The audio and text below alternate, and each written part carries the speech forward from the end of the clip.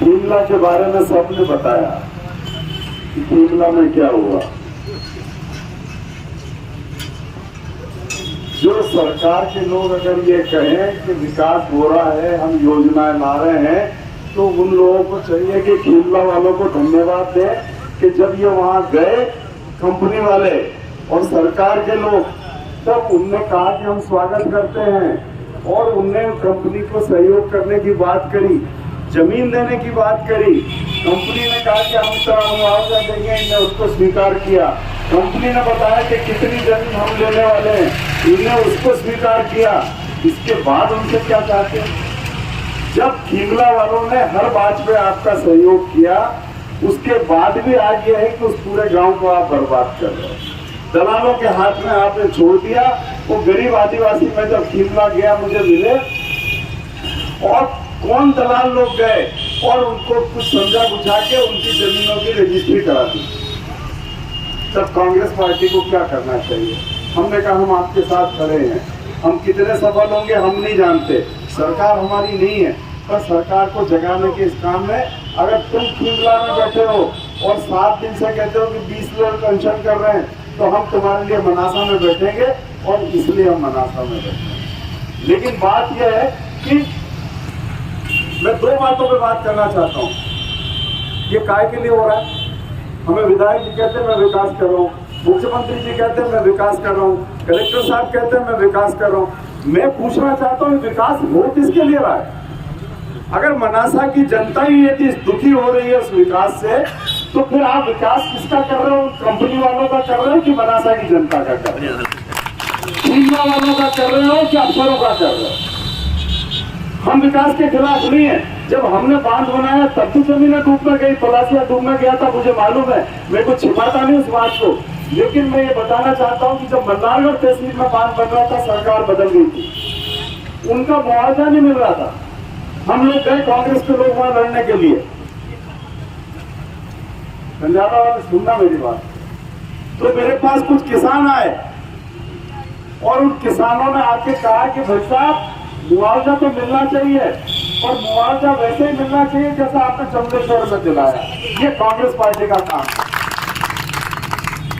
8 करोड़ रुपया उनका मुआवजा देने के लिए 2 करोड़ रुपए की रिश्वत मांग रहे थे। हम जाके लड़े, तब जाकर 8 दिन बाद वो चेक पूरे के पूरे उनको मिले। 2 करोड़ रुपए रिश्वत मांग रहे थे।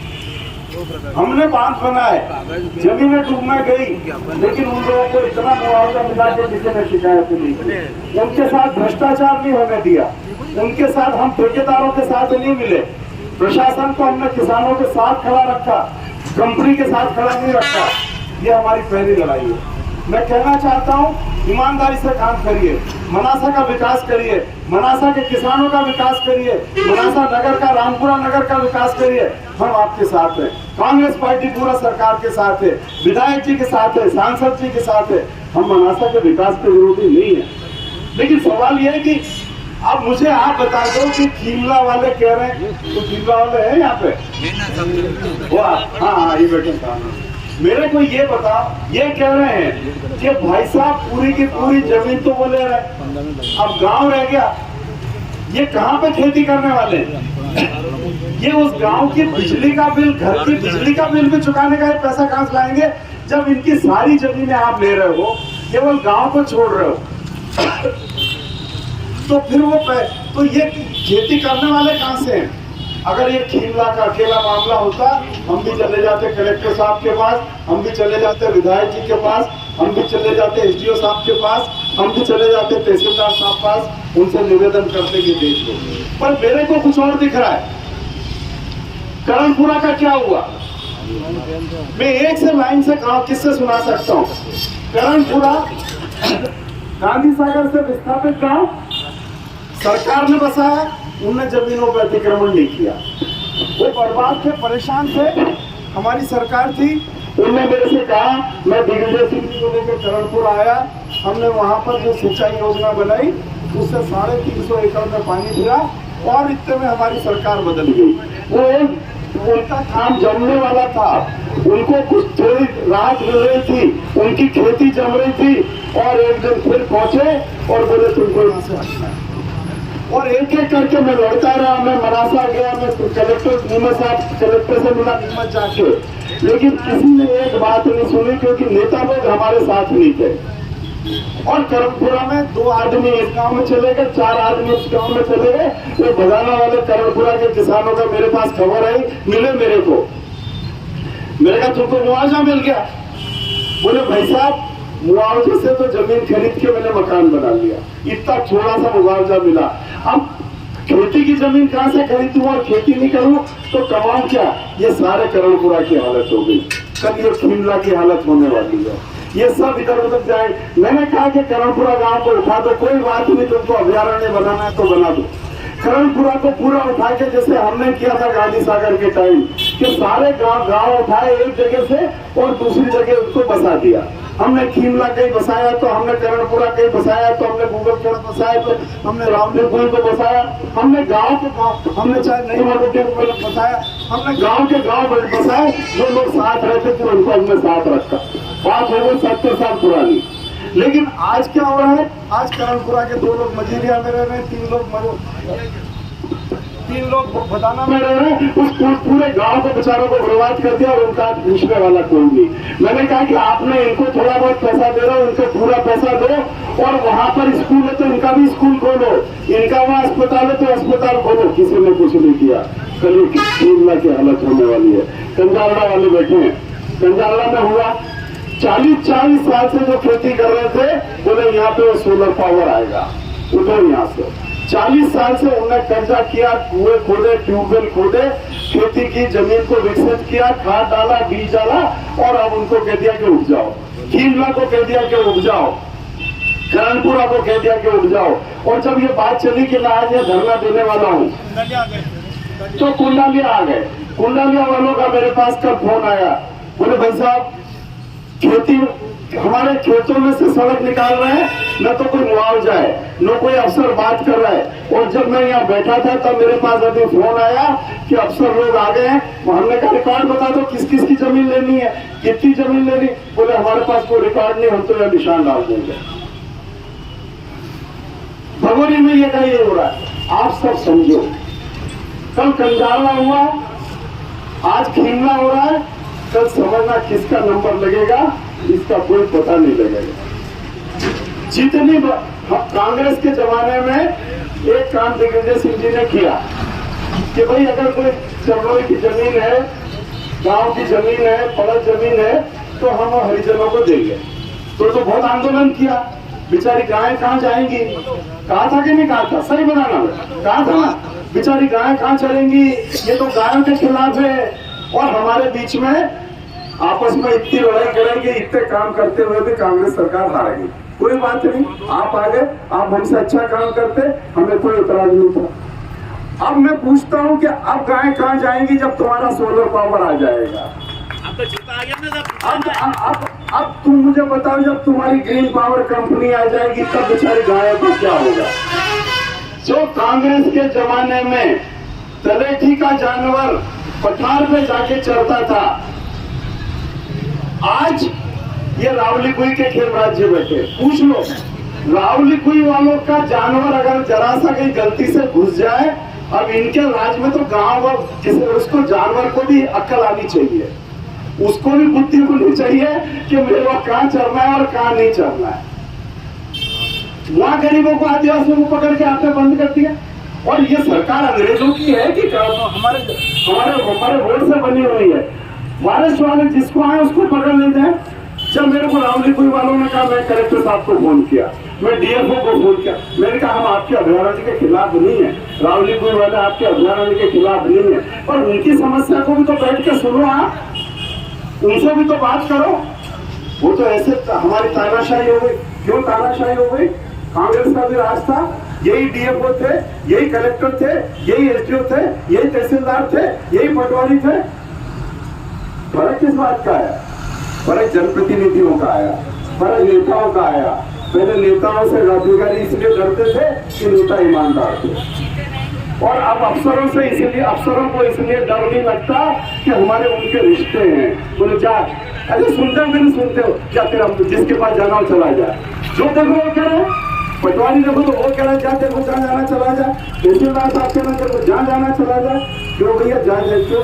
तुम्हारे साथी बैठे उनसे डर नहीं लग रहा? तुमको डर क्यों नहीं लग रहा? तो हम समझना चाहते हैं। ये बात केवल गांव के खेती की नहीं है। ये कभी आए हो या मरासा में तो बाजार में पूछना, मंदिरों की जमीन पे तुम कब्जा कर लो, दूसरी जमीनों पे तुम कब्जा कर लो, तो फिर बचेगा क्या? कल इस बनासा का करने वाले क्या हो? मैं आप लोगों से इसलिए हम कह रहे हैं, ये लड़ाई खीमला की नहीं है, ये लड़ाई कंजाड़ा की नहीं है, ये लड़ाई करणपुरा की नहीं है, ये पूरे मरासा तहसील के किसानों की लड़ाई है। अगर आपने काम नहीं किया, अगर आपने इस लड़ाई में एक दूसरे का साथ नहीं दिया, तो आप समझ लेना कि कल आपका भी नंबर आने वाला है। कौन सा गांव ऐसा है कि जहाँ पे थोड़ी बहुत जमीन खुली पड़ी होगी, जिसमें अतिक्रमण भी हो सकता है, जिसमें गांव के गाय ढोर चरते भी होंगे? अगर सब जमीनों पे सोलर पावर कंपनी आ जाएंगी, ग्रीन पावर कंपनी आ जाएंगी, सब जमीनों पे ये होने लग जाएगा, तो फिर ये लोग कहाँ जाने वाले हैं? ये पहला मौका है। आज मेरे को लगता है कांग्रेस के, मैंने भी इतने धरने किए कि आज महिलाएं हमारे कार्यक्रम में उस खीमला से चल के आई है। यहाँ ये दर्द है उनका, जिसे हम सब पूरे मरासा वालों को समझना पड़ेगा। कल आज उनका नंबर है, कल तुम्हारा नंबर आने वाला है। इसलिए इस बात को समझ लो अच्छी तरह से। इसलिए मैंने कहा कि हम यहाँ बैठेंगे, धरना देंगे, हमारी आवाज अगर उन तक पहुंच जाए। और कैसा प्रशासन चल रहा है? कितने दिन हुए? 4 दिन जाने वाली बात को 3 दिन, चौथा दिन है। जिस बच्चे की शादी होने वाली, वो बच्चा तुम्हारी गलती से मर गया, 21 साल की उसकी उम्र, और गांव वालों को वहां को चक्का जाम करना पड़े। ऐसा कांग्रेस के जमाने में तो कभी नहीं हुआ। और किस बात के 4 लाख रुपए की घोषणा करी? किसको बेवकूफ बना रहे हो?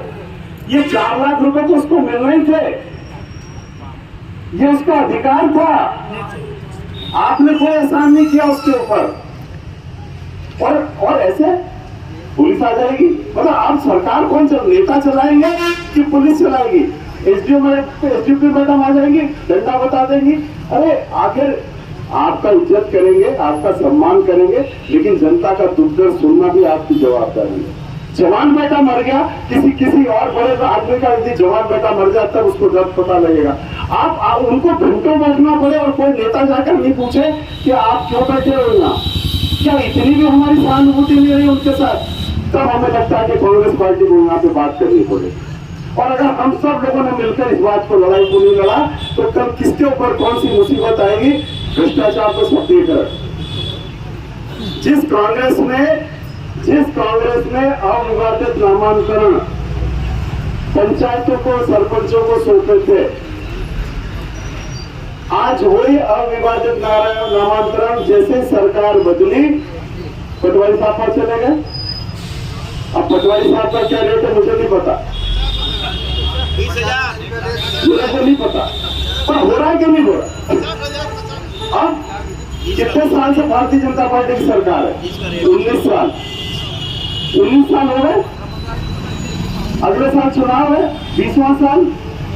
अभी मुख्यमंत्री जी को याद आया कि अब हम पंचायतों को सौंप देंगे अविवादित नामांतरण। तो 20 साल क्या करते रहे? ये तो कांग्रेस पार्टी करके गए, उल्टे क्यों दिए पटवारी साहब को?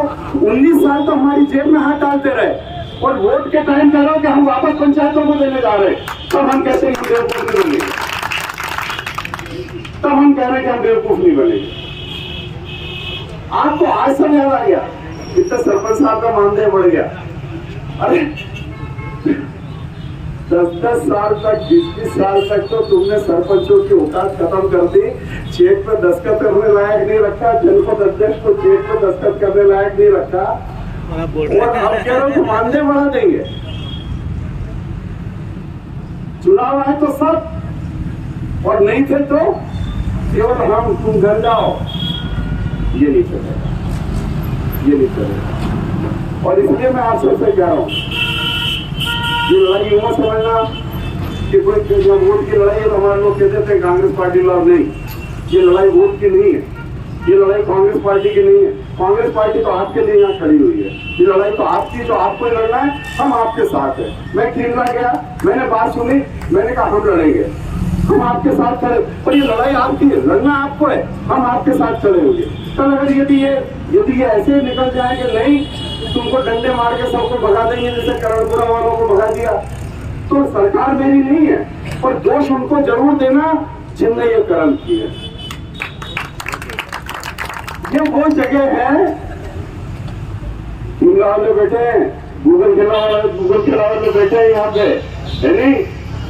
पेटी में हमारे वोट नहीं निकले, अरे पेटी में वो जिनके वोट निकले वही जमीन ले जा रहे, जिनके वोट निकले वही जमीन ले जा रहे।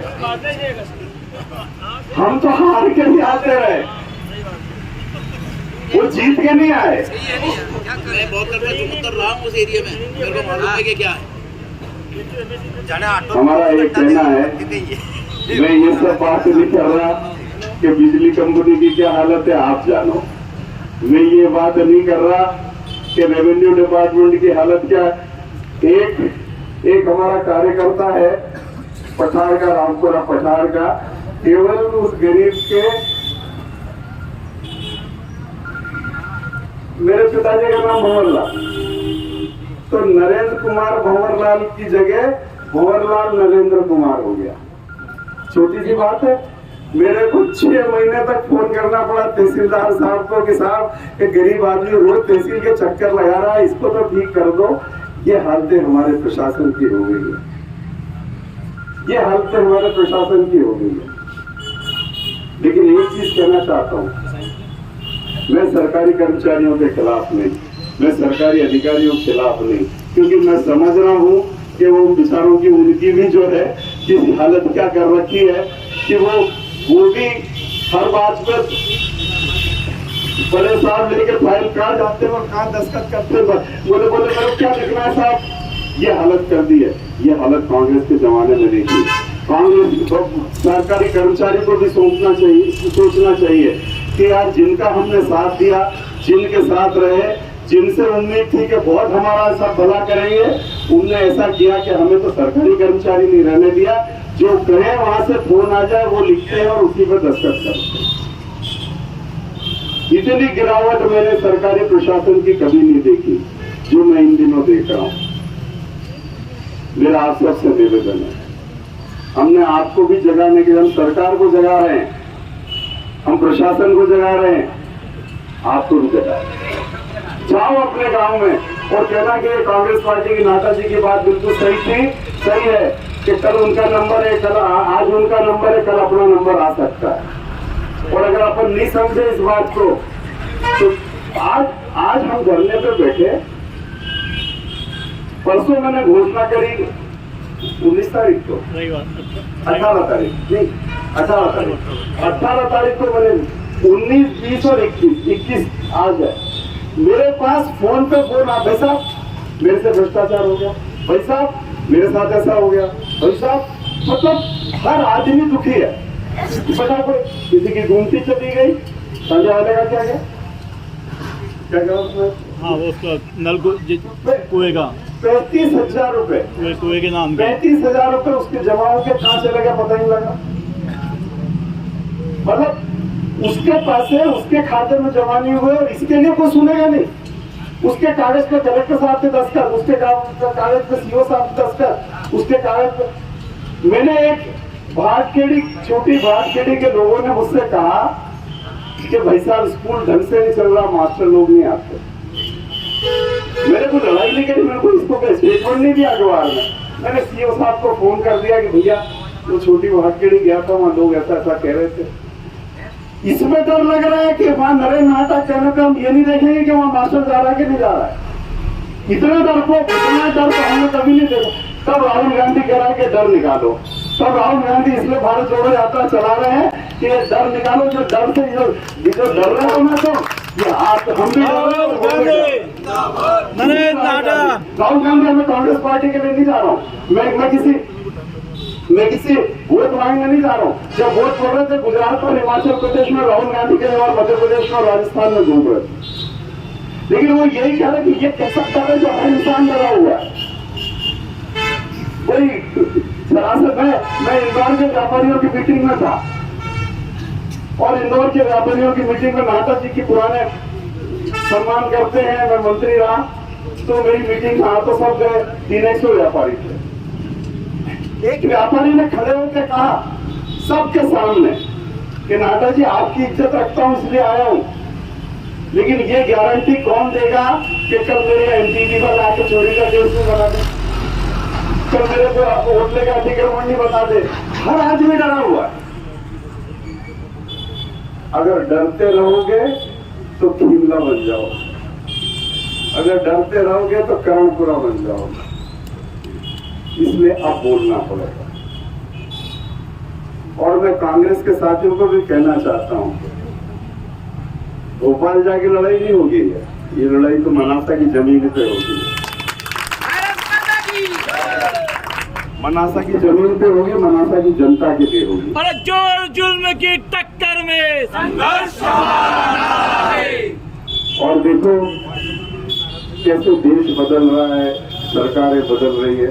आज जब हम यहाँ धरने पे बैठ के, जब आज हम यहाँ ज्ञापन देने जाने वाले हैं, तब जैन समाज ने भी आज अपनी दुकानें बंद कर रखी हैं। और जैन समाज भी सारे हिंदुस्तान में जैन समाज आज रैली निकाल के मनासा में भी हो रहा है, कुकड़ेश्वर में भी हो रहा है और मंदसौर में भी हो रहा है। रामपुरा में भी है क्या? रामपुरा में भी है, कंजालरा में भी है, पूरे देश में। आप इसको भी समझ लेना, ये जैन समाज की लड़ाई नहीं है। ये मैंने आज सुबह भी कहा यहाँ पे, जैन समाज की लड़ाई नहीं है। जैन समाज ने अपनी दुकानें बंद रखी और मैं कहता हूँ कि सबको दुकानें बंद रखनी चाहिए कि जैन समाज के समर्थन में। जैसे आज किमला के समर्थन में जब सब लोग आए हैं, क्यों? जैन समाज का दर्द क्या है इसको भी आप समझ लीजिए। जैन समाज के सबसे बड़े तीर्थों में अभी तो ये लड़ाई है, हर जोर जुल्म की टक्कर में, हर जोर जुल्म की टक्कर में।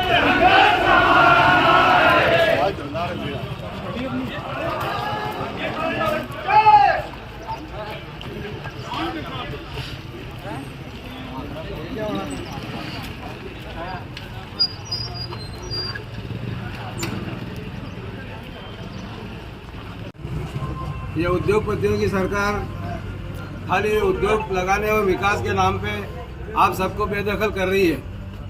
इसी सिलसिले में आज हमारे क्षेत्र के पूर्व विधायक और मंत्री श्री नरेंद्र जी नाहटा के नेतृत्व में आज ये धरना प्रदर्शन आयोजित किया गया है।